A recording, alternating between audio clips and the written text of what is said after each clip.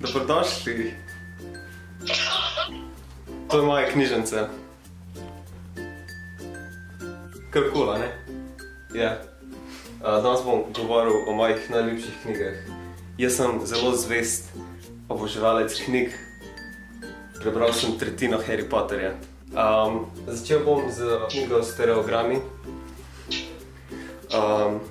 Kot prvo je zelo tanka. To poznam, jaz to poznam, ta knjiga je znana, to poznam. Uklet. Kje sem ostal?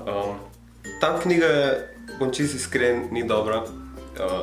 Glavni razlog je to, da je črno-bela. Ni mi všeč, da ni barv.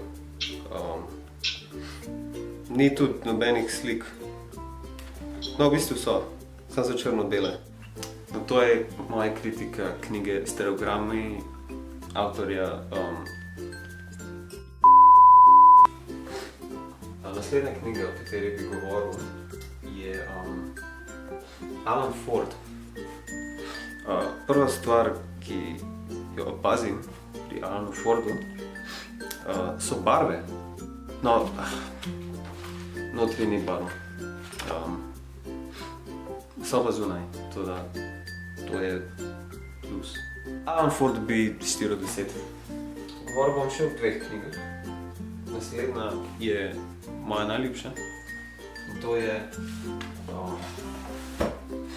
Atlas sveta. To seveda govori o atlasu sveta. Vidite, povsod so lepe barve. Vidite barve povsod. Tudi veliko slik. Ni veliko teksta. Veliko slik. Tudi navpične slike. Ker je cool. Tega že ni v stereogramih. Ker sem že pri atlasih, bi omenil hitro še moj prvi atlas. To je v bistvu prequel od Atlasa sveta. Tako kot Atlas sveta, veliko slik, malo teksta, veliko barv. Wow! Slovenija. Wow! Tega ne dobite v normalnem atlasu. In zadnja knjiga, na kateri bi govoril, je najbolj zanimiva knjiga v moji zbirki.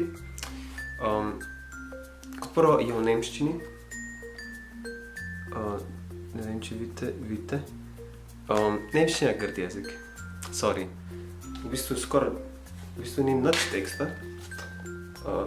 Samo 2 sliki, kar je zelo 2 sliki, vse je plastično. Nič, edino tukaj nemščina zadaj. To je edina napaka pri tej knjigi, ampak ja, obljubim, da bo naslednji video boljši.